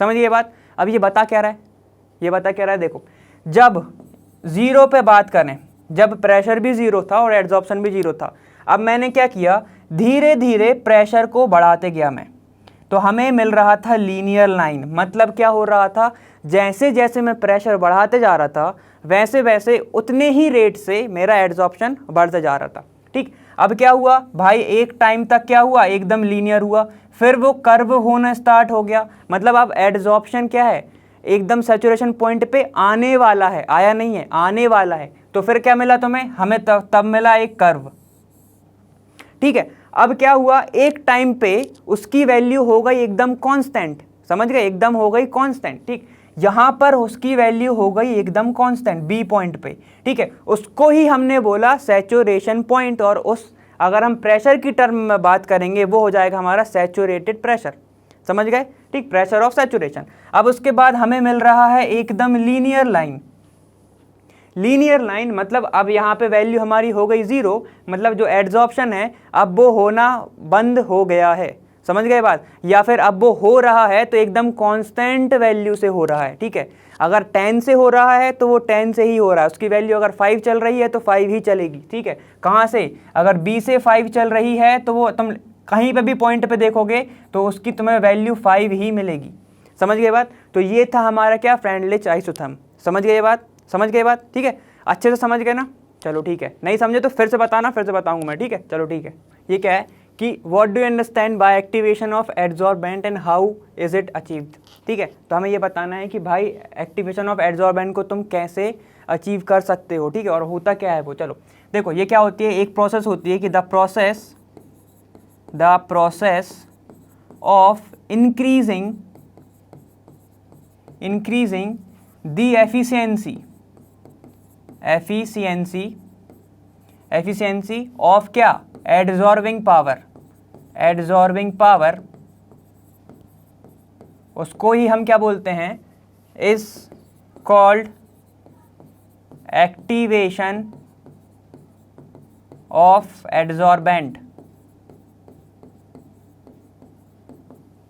देखो कोई भी प्रोसेस जिसके कारण, ठीक है, हम क्या कर रहे हैं, इंक्रीज कर रहे हैं उसकी एडजॉर्बिंग पावर, समझ गए ये बात, कि कोई एडजॉर्ब क्या हो रहा था कि मान लो एक सरफेस है, उसके ऊपर क्या है 100 पार्टिकल्स जो हैं वो एडजॉर्ब हो सकते हैं, उसकी कैपेसिटी 100 पार्टिकल की है। लेकिन हम कोई ऐसी प्रोसेस करें जिसके कारण जो 100 से वो 150 पार्टिकल्स हो जाएं, तो उसको क्या बोलोगे तुम, उसको तुम बोलोगे एक्टिवेशन ऑफ एडजॉर्बेंट, और उसी को तुम बोलोगे एडजॉर्बिंग पावर, समझ गए बात। एडजॉर्बिंग पावर कितनी थी उसकी, पहले 100 थी, फिर तुमने क्या किया, तुमने कुछ ऐसी प्रोसेस करी जिसके कारण क्या हो गया, अब 150 जो है पार्टिकल्स उसके ऊपर एडजॉर्ब हो रहे हैं, तो तुमने पावर बढ़ा दिया, ठीक है। उसी प्रोसेस को क्या बोलोगे तुम, एक्टिवेशन ऑफ एडजॉर्बेंट, समझ गए बात, ठीक है। तो अब हम उसको कैसे अचीव कर सकते हैं, सबसे पहली चीज़ हम पढ़ते आए हैं अभी कि हमने एडजॉर्प्शन कैसे बढ़ा सकते हैं हम, चलो दिमाग लगाओ। क्या था, जब हमने फाइन पार्टिकल लिए थे, ठीक है, फाइनली क्या करे थे हमने, फाइनली डिवाइडेड पार्टिकल लिए थे, फाइनली डिवाइडेड पार्टिकल, तब क्या हुआ था, कि वैलेंसीज बढ़ गई थी, तो हमें फ्री वैलेंसी मिली थी हमें, और जब हमें फ्री वैलेंसी मिली थी तो क्या हो गया था, एडजॉर्प्शन बढ़ जाएगा, यहाँ पे क्या हो जाएगा, एडजॉर्प्शन बढ़ जाएगा। मतलब बाय टेकिंग क्या, फाइनली डिवाइडेड पार्टिकल्स, ठीक है, क्या होगा, तुम्हें फ्री वैलेंसी प्रोवाइड होगी और एडजॉर्प्शन की जो प्रोसेस है तुम्हारी बढ़ जाएगी, पहली चीज़।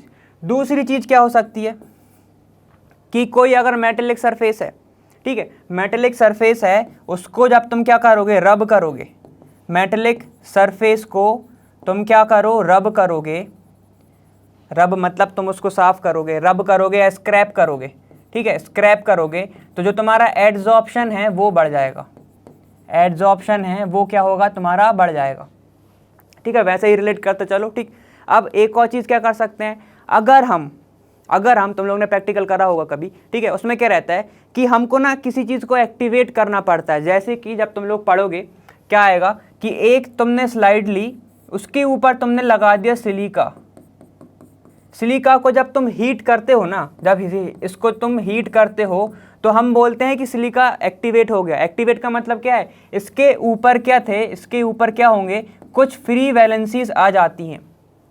समझ गए बात। देखो आप होता क्या, अच्छे से देख लो कि सिलिका को तुमने क्या किया, हीट किया, सिलिका को तुमने हीट किया तो क्या रहता है, इसके पास रहती है 6 वैलेंसी, ठीक है। ये क्या प्रोवाइड करता है, ये प्रोवाइड करता है फ्री वैलेंसी, प्रोवाइड करता है वैलेंसी, और वो ऑलमोस्ट होती हैं 6 वैलेंसी को वो प्रोवाइड करता है, ठीक। 6 वैलेंसी प्रोवाइड करता है तो क्या हो गया, एड्जॉर्प्शन बढ़ गया, एड्जॉर्प्शन बढ़ गया, ठीक है। यहाँ पे क्या होगा, अब ये ज़्यादा एड्जॉर्ब कर पाएगा, एड्जॉर्ब कर पाएगा, एड्जॉर्प्शन क्या हो गया, इंक्रीज हो गया, ये ज़्यादा एड्जॉर्ब कर पाएगा, ठीक है। तो देखो थर्ड पार्टिकल क्या रख सकते हो तुम, मतलब पॉइंट क्या लिख सकते हो, बाय हीटिंग, ठीक है, या तो फिर सिलिका, बाय हीटिंग सिलिका, या फिर तुम्हारा चारकोल प्रेजेंट हो, ठीक है, चारकोल प्रेजेंट हो, ठीक है। तो तुम ऐसे इसको क्या कर सकते हो, इसकी पावर, इसके कारण क्या होगा, जो पावर है, पावर ऑफ एड्जॉर्प्शन भी क्या होगी तुम्हारी, increase, power of adsorption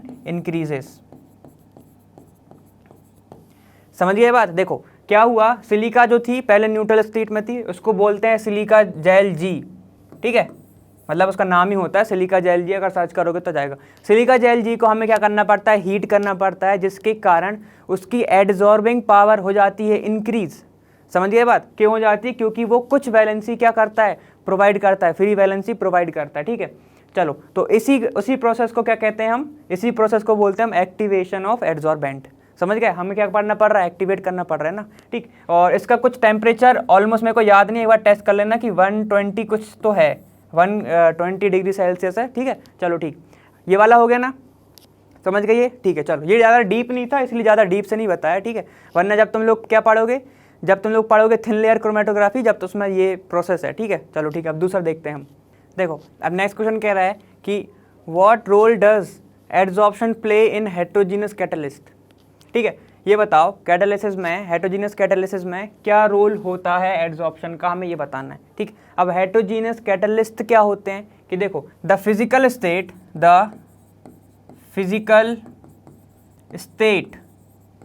of किस किस का फिजिकल स्टेट, रिएक्टेंट्स का, reactants in reaction is different from catalyst, ठीक है। तो उसको ही हम, उस कैटलिस्ट को क्या बोलते हैं हम, उस कैटलिस्ट को बोलते हैं हम हेटेरोजीनियस कैटलिस्ट, और ये जो प्रोसेस करेगा उसको क्या बोलोगे, हेटेरोजीनियस कैटालिसिस, ठीक है। ये बात समझ गए, ठीक है। अब ये बताओ इसका रोल क्या होता है, हमें ये बताना है, इसका रोल होता क्या है हेटेरोजीनियस कैटालिस्ट का। देखो एक ओल्ड एक्सप्लेनेशन क्या बोलता है, ओल्ड एक्सप्लेनेशन क्या कहता है कि भाई हमें ये पता है कि एड्जॉर्प्शन क्या है, एक्सोथर्मिक प्रोसेस है, हम पढ़ते आए हैं, ठीक है। एड्जॉर्प्शन है एक्सोथर्मिक प्रोसेस, मतलब क्या होता है कि एनर्जी जो है, जब रिएक्शन करने के टाइम पे एनर्जी जो है वो क्या होती है, रिलीज होती है, एनर्जी होती है तुम्हारी रिलीज, और ये जो एनर्जी यूज़ करता है कौन, ये एनर्जी यूज़ करता है रिएक्टेंट, रिएक्टेंट को यूज़ करता है, ये एनर्जी रिएक्टेंट यूज़ करता है, और अपनी रेट ऑफ रिएक्शन को, अपनी रेट ऑफ रिएक्शन को क्या करता है, बढ़ा लेता है, रेट ऑफ रिएक्शन को ये इंक्रीज कर लेता है। ये था ओल्ड एक्सप्लेनेशन, ठीक है। उसमें क्या था कि हमें पता है कि एक्सोथर्मिक रिएक्शन है, एनर्जी होगी रिलीज, ठीक है। वो एनर्जी यूज़ करेगा कौन सा, कैटलिस्ट, और क्या करेगा, अपने आप को एक्टिवेट करेगा, और या फिर रिएक्टेंट यूज़ करेगा, अपने आप को क्या करेगा, एक्टिवेट करेगा, और रेट ऑफ रिएक्शन को क्या करेगा, वो बढ़ा देगा, ठीक है। एक ये थी। अब दूसरी क्या थी, दूसरा जो मॉडर्न आया उसमें क्या था, उसमें थी 5 स्टेप, उसमें क्या था कि देखो सबसे पहले होता क्या है कि मान लो यहाँ पर एक तुम्हारा क्या है, ये मेटल प्रेजेंट है, ठीक, और ए और बी, ए प्लस बी, ये तुम्हारा हो गया कैटलिस्ट, कैटलिस्ट हो गया ये, ठीक है। और ए और बी क्या कर रहे हैं, ये हो रहे हैं एक दूसरे पे एडजॉर्ब, मतलब एडजॉर्ब होंगे किस पे, कैटलिस्ट पर, ठीक है। हम अब ये प्रोसेस होती कैसे ये देखना है। अब क्या होगा, ये जब तुमने सबसे पहले क्या किया, इनको डिफ्यूज़ किया, ए और बी को कैटलिस्ट के ऊपर डिफ्यूज़ किया, मतलब छोड़ दिया, तो क्या होगा कि ये देखो आपस में ये क्या करेंगे, ये ए अलग होगा और बी अलग होगा, आपस में क्या होगा, ये ऐसा बना लेगा, समझ गए बात, ये ए हो गया इस पे डिफ्यूज़ और बी हो गया इस पे डिफ्यूज़, ठीक है, समझ गए बात। तो ये ए और बी आपस में, साथ में नहीं, अलग अलग किस पे क्या होगा, एडजॉर्ब हो गए, ठीक। तो ये पहली प्रोसेस, पहली स्टेप। दूसरी में क्या होगा, दूसरे में क्या होगा, जब ए और बी जो थे, ए और बी स्टार्ट करेंगे क्या, बॉन्डिंग, ठीक है, ये आपस में बॉन्ड बनाना क्या करेंगे, स्टार्ट करेंगे, मतलब ए जो है उसको मैं डॉटेड लाइन से शो कर रहा हूँ, बी के साथ क्या करेगा, बॉन्डेड होगा, स्टार्ट करेगा ये बॉन्डिंग बनाना, ठीक है। अब क्या होगा, अब जो ए और बी थे, ए और बी साथ में निकल जाएंगे, ठीक है, ए प्लस और बी, ये बन गया इनका बॉन्ड, और ये जो बॉन्ड है यहां से ये टूट जाएगा, ठीक है। मतलब आप समझो हुआ क्या, जो कैटलिस्ट था इसको मैं सिर्फ एक से समझा रहा हूं, ए, तुमने ए को क्या किया, इसके ऊपर डिफ्यूज किया, तो ए मेटल सरफेस पर या फिर सॉलिड सरफेस पर आके क्या हो गया, एडजॉर्ब हो गया, ठीक है। अब क्या होगा, एक टाइम बाद ये दूसरे के साथ बना लेगा बॉन्डिंग, ठीक है, और इसके साथ जो बॉन्डिंग बनी थी वो तोड़ देगा, समझ गए बात, ये जो बॉन्डिंग थी वो तोड़ देगा, तो फिर ये हम बोल सकते हैं कि ये ए और बी जो ने अभी नया नया बॉन्ड बनाया वो साथ में है, प्लस कैटलिस्ट तुम्हारा जैसे का तैसा बाहर निकल गया, समझ गए बात, ठीक है। इसलिए हम बोलते हैं कि जो कैटलिस्ट का जो रोल है केमिकल रिएक्शन में, जो कंपाउंड बन रहा है उसमें कुछ इंटरफेयर नहीं होता, मतलब उसमें उसका कुछ वो नहीं होगा, क्या नहीं होगा, तो मैं उसमें क्या नहीं मिलेंगे, ट्रेसेस नहीं मिलेंगे कि भाई कैटलिस्ट था इसमें, समझ गए बात। कैटलिस्ट सिर्फ रेट ऑफ रिएक्शन को बढ़ा रहा है। अब देखो इसमें क्या क्या हुआ, सबसे पहले तुमने क्या किया, डिफ्यूज़ किया, डिफ्यूज़ किया किसको, रिएक्टेंट्स को, ठीक है, डिफ्यूज़ किया तुमने रिएक्टेंट्स को। उसके बाद क्या हुआ, उसके बाद जो हुआ, उसके बाद जो रिएक्टेंट थे वो आपस में जुड़े, समझ गए बात, बॉन्डिंग करी किसके साथ, दूसरे में हुआ बॉन्डिंग, बॉन्डिंग विथ कैटलिस्ट, लिख सकते हैं ये बॉन्डिंग विथ कैटलिस्ट। अब उसके बाद क्या हुआ, देखो जब डिफ्यूज हुआ तो ये बॉन्डिंग हो गई किसके साथ, कैटलिस्ट के साथ, तो इसको ही हम बोल सकते हैं कि यहां पर एडजॉर्प्शन हो गया,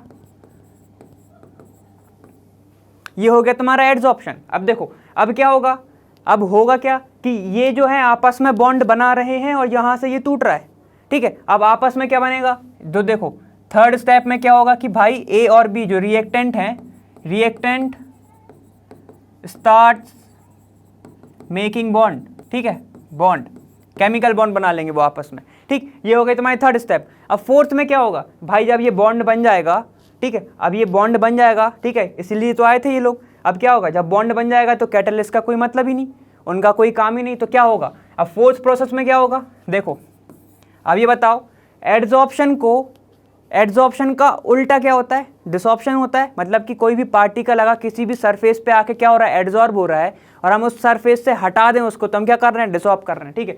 तो फोर्थ प्रोसेस क्या होगी, डिसॉर्प्शन, डिसॉर्प्शन, ठीक है। यहाँ पे क्या हुआ, देखो ये जो ए बी था, ए बी अलग हो गया और कैटलिस्ट अलग मिल गया तुम्हें, ठीक है, तो ये क्या होगा, ये हो गया तुम्हारा डिसॉर्प्शन, ठीक। अब फिफ्थ क्या है तुम्हारा, फिफ्थ में क्या होगा, बस प्रोडक्ट फॉर्म हो गया, ठीक है, प्रोडक्ट मिल गया तुम्हें, और जो कैटलिस्ट है वो वापस फ्री टू यूज है, कैटलिस्ट को तुम क्या कर सकते हो, again reagain used, can reagain used catalyst, we can use catalyst again and again, ठीक है, हम उसको बार बार यूज कर सकते हैं, क्योंकि जो रिएक्टेंट्स आते हैं वो उसको क्या नहीं कर पाते, वो उसको खराब नहीं कर पाते, समझ गए बात, ठीक है। चलो ये बात समझ गए। अब एक चीज़ और कुछ कंडीशन है वो देखो, ये तो समझ गए ना पूरी स्टेप, 5 स्टेप होती हैं। सबसे पहले क्या होता है, डिफ्यूज होगा, क्या रिएक्टेंट डिफ्यूज होगा तो पहले स्टेट में, दूसरी स्टेट में क्या होगा, वो आप क्या करेंगे, आपस में बॉन्डिंग करेंगे, और क्या बोल सकते हैं उसको कि वो आपस में एडजॉर्ब हो रहे हैं, ठीक है। थर्ड स्टेट में क्या होगा, जो डिफ्यूज हुए हैं रिएक्टेंट वो आपस में बॉन्डिंग बना लेंगे, समझ गए, आपस में वो बॉन्डिंग बना लेंगे, ठीक है। फोर्थ स्टेप में क्या होगा, आपस की बॉन्डिंग टूट जाएगी और क्या होगा, वो डिसऑर्ब हो जाएंगे, ठीक है। आपस की बॉन्डिंग टूट गई किसकी, कैटलिस्ट के साथ, रिएक्टेंट की कैटलिस्ट के साथ बॉन्डिंग टूट गई, ये हो गया फोर्थ स्टेप। फिफ्थ स्टेप में क्या हो गया, कैटलिस्ट अलग निकल गया और प्रोडक्ट तुम्हारे अलग निकल गए, ठीक है, ये हो गया। और कैटलिस्ट को तुम वापस फिर से यूज कर सकते हो, समझ गए बात, ठीक है। अब एक चीज और देखो अब क्या हो सकता है कि जो कैटलिस्ट था तुम्हारा, कैटलिस्ट की प्रॉपर्टी क्या क्या हो सकती है। सबसे पहले वो क्या करता है, फ्री वैलेंसी तो प्रोवाइड करता ही करता है, ठीक है। फ्री वैलेंसी तो वो प्रोवाइड कर रहा है, सबसे पहला वो वापस नहीं बताऊंगा, मैं बहुत बार बता चुका। फ्री वैलेंसी प्रोवाइड करता है, वो फ्री वैलेंसी प्रोवाइड करता है, ठीक है। और क्या हो सकता है, एड्सॉर्प्शन और कैसे इंक्रीज हो सकता है, मतलब कैसे कर सकता है हेटेरोजीनियस, कि भाई हेटेरोजीनियस क्या है, रफ सरफेस प्रोवाइड करे, रफ सरफेस को क्या करे, प्रोवाइड करे। रफ सरफेस अगर होगी किसी भी कैटलिस्ट की तो क्या होगा, सबसे अच्छे से क्या होगा, एड्सॉर्प्शन होगा, क्योंकि फ्री वैलेंसी वहां पर भी मिलेंगी, ठीक है। थर्ड चीज, जो भी कैटलिस्ट होते हैं ज़्यादातर, तो हम देखेंगे, तुम लोग आगे पढ़ोगे डी ब्लॉक, ठीक है, ज़्यादातर जो कैटलिस्ट होते हैं वो ट्रांजिशन एलिमेंट होते हैं, ठीक है। ट्रांजिशन एलिमेंट क्या होते हैं, उनकी सरफेस जो एरिया है, सरफेस एरिया है वो भी क्या होता है, बहुत ज़्यादा होता है, ठीक है, बहुत ज़्यादा होता है, समझ गए बात, ठीक। तो ये कुछ प्रॉपर्टीज होती है कैटलिस्ट की। और एक चीज़ अभी बताया था, कैटलिस्ट को तुम क्या कर सकते हो, फिर से यूज़ कर सकते हो, ठीक है। We can use catalyst again and again, ठीक है। रिएक्शन के लिए हम उसको यूज कर सकते हैं, क्योंकि भाई एड्सॉर्ब हुआ, ठीक है, उसकी सरफेस से, और वहां से वापस वो चला गया, डिसऑप्शन हो गया वहां पे। लेकिन कैटलिस्ट का कुछ गया क्या, कैटलिस्ट का कुछ गया ही नहीं, ना वो रिड्यूस हो रहा है, ना उसका जो अमाउंट बढ़ रहा है, ठीक है। तो उसको तुम वापस यूज कर सकते हो, उसकी प्रॉपर्टी में कोई चेंज नहीं आ रहा, ठीक है, समझ गए बात, ठीक है। चलो, तो ये वाला हो गया हमारा, ये समझ गए ना, ठीक। चलो, तो रोल क्या होता है, ठीक है, रोल क्या होता है भाई, वो रेट ऑफ रिएक्शन को बढ़ा भी सकता है, वो रेट ऑफ रिएक्शन को कम भी कर सकता है। इसका एग्जाम्पल देखना है क्या, चलो ये देखो एक बार, कोई भी गैस है, तुम लोग 11th में पढ़ के आओ, तो एग्जाम्पल लेते हैं किसका, ये कौन सी गैस है बताओ,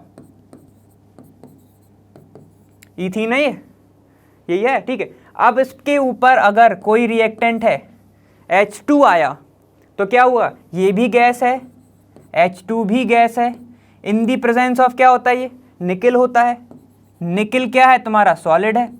तो अब ये तुम खुद सोचो कि भाई जो रिएक्टेंट हैं वो क्या है, गैस फेस में है, वो सेम फेस में है, जो कैटलिस्ट है वो किस में है, दूसरे फेस में है, ठीक है, दूसरे फेस में है। तो क्या होगा, निकिल की सरफेस पे क्या होगा, ये एड्सॉर्ब होगा, ठीक। देखो निकिल की सरफेस पे, ये निकिल की सरफेस है, ठीक है, उस पे आके क्या होगा, ये एड्सॉर्ब होगा, H double bond C double bond H और ये H, ठीक है। जब तुम क्या होगा, निकिल की सरफेस पे ऑलरेडी जो तुम H तो दे चुके हो, क्या कर तुमने, H तो तुम भेज चुके हो ना, ये निकिल की सरफेस पे, इसके ऊपर तुमने क्या किया, हाइड्रोजन गैस को दे दिया, तो ये ऐसे ऐसे क्या हो गया, ये ऐसे ऐसे इसके ऊपर एड्सॉर्ब हो गया, समझ गए बात, ठीक है। जब ये आएगा इसको ऑलरेडी क्या मिलेगा, यहाँ पर H मिलेगा, यहाँ पर भी H मिलेगा, ठीक है। क्या करेगा, ये बॉन्ड को तोड़ेगा और इसके साथ जुड़ेगा, ठीक है, इसके साथ जुड़ेगा और ये क्या बना लेगा, ये बना लेगा तुम्हारा CH3, ठीक है, CH3। इसी प्रोसेस को तो हम क्या बोलते थे, कैटालिटिक हाइड्रोजनेशन, याद आ रहा है, इसी को बोलते थे ना कि भाई क्या होता था कि ये जो बॉन्डिंग है ये तो बना के निकल जाएगा, सरफेस बचेगी सिर्फ निकिल की अकेली, निकिल क्या बचेगा तुम्हारा, निकिल बचेगा तुम्हारा कुछ ऐसा, और प्रोडक्ट बनेगा तुम्हारा एक ये, इसी को बोल देते हैं हम कैटालिटिक हाइड्रोजनेशन, समझ गए बात, ये इसका एग्जाम्पल है, ठीक। यहाँ पर क्या बनेगा तुम्हारा CH3, ईथेन बन जाएगा ये, समझ गए बात। एक तुम्हारा सेम एक और चीज़ है वेजिटेबल ऑयल का, वेजिटेबल ऑयल का जब हाइड्रोजनेशन करोगे तो क्या बनता है, वेजिटेबल घी बनता है, ठीक है, उसमें भी सेम प्रोसेस होती है, ठीक, उसमें भी सेम प्रोसेस होती है, ठीक। चलो ठीक है, ये वाला हो गया हमारा रोल, समझ गए अपन, रोल समझ गए, 5 स्टेप याद रखना है और एक ओल्ड थ्योरी याद रखना, उन्होंने एक्सोथर्मिक वाला बताया था, ठीक है। चलो ठीक है, अब दूसरा क्वेश्चन देखते हैं हम। देखो अब ये क्या है हमारा कि why adsorption always exothermic, adsorption exothermic क्यों होता है हमें ये बताना है, ठीक है। तो ये हम कितनी बार देख चुके हैं, ठीक है, बस अब ओवरऑल ऊपर से देख लो क्योंकि बता चुका हूँ बहुत बार, ठीक। अब क्या होता है कि देखो एक सरफेस है, किसकी, सॉलिड सरफेस है, ठीक, सॉलिड सरफेस है, इसको ही हम क्या बोलते हैं, एड्सॉर्बेंट बोलते हैं, एड्सॉर्बेंट बोलते हैं इसको हम, बेंच से याद रखना, बेट, ठीक है। और एक और क्या होता है तुम्हारा, गैस के मॉलिक्यूल आपस में प्रेजेंट हैं, आप मतलब ऊपर एटमॉस्फेयर में प्रेजेंट है। अब ये आके क्या होंगे, इसके ऊपर आके बैठ जाएंगे, ठीक, आके बैठ जाएंगे। इनको क्या बोलते हैं हम, एडजॉर्बेट, जो बैठ गए वो बेट, और इसको ये क्या है, गैस के मॉलिक्यूल हैं। अब होता क्या है कि जब ये आपस में आके क्या करेंगे, ये करते हैं ऐसी बॉन्डिंग, वीक फोर्स से आके ये जुड़ जाते हैं, ठीक है, वीक फोर्स से आके ये जुड़ जाते हैं, ठीक। तो देखो इसकी एनर्जी होती है ज़्यादा, और जब यहाँ पे वापस से एक बॉन्ड बनेगा, वापस से बॉन्ड बनेगा तो एनर्जी क्या होगी, एनर्जी होगी रिलीज। देखो हुआ क्या, यहाँ पर क्या हुआ, एडजॉर्बेट था, एडजॉर्बेंट था, जब ये आपस में अट्रैक्ट होंगे, एक वीक फोर्स से जुड़ सकते हैं ये, तो फिजिक्स ऑप्शन। अगर स्ट्रॉन्ग बॉन्ड से जुड़े हैं, ठीक है, तो केमिस्ट ऑप्शन। ये हमने पढ़ा है ना अभी अच्छे से, ठीक। अब ये क्या करेगा, आपस में आके ये जुड़ जाएंगे, जब ये जुड़ जाएंगे तो बनाएंगे बॉन्ड, या वीक बनाए या क्या बनाए, स्ट्रॉन्ग बनाए, डिपेंड करता है, ठीक है। तो दोनों के टर्म में जब बॉन्ड बनेगा, एनर्जी क्या होगी तुम्हारी, रिलीज होगी, और जब एनर्जी रिलीज होगी उसी को क्या बोलते हैं हम, एक्सोथर्मिक प्रोसेस, एक्सोथर्मिक प्रोसेस बोलते हैं उसको ही हम, ठीक है। इसलिए जो एडजॉर्प्शन है तुम्हारा, इसलिए जो एडजॉर्प्शन है तुम्हारा वो क्या होता है, वो होता है तुम्हारा एक्सोथर्मिक प्रोसेस, ठीक है। समझ गए ये बात, ठीक, समझ गए ना ये, चलो ठीक है, कोई बात नहीं। अब एक चीज़ तुम बताओगे कि अगर बॉन्ड बनने के लिए, ठीक है, एडजॉर्प्शन के टाइम पे बॉन्ड बनने के लिए जो एनर्जी यूज होती है या जो एनर्जी रिक्वायर होती है उसको क्या बोलते हैं, वो तुम बताओगे, ठीक है। चलो यहाँ तक हो गया है हमारा, अब देखो दूसरा देखते हैं अगर है या नहीं है, ठीक है, चलो देखते हैं। तो आज के लिए तो इतना ही था, उम्मीद करता हूँ मज़ा आया होगा, ठीक है, सीखे तो हो गए ही हो गए, उम्मीद करता हूँ मज़ा आया होगा, ठीक। मैं हूँ अर्पित फ्रॉम लर्न हब, और ये हम सभी को पता है, क्या पता है, अब तो जान जाओ, ठीक है। ये क्या है, फ्री है पर बेस्ट है।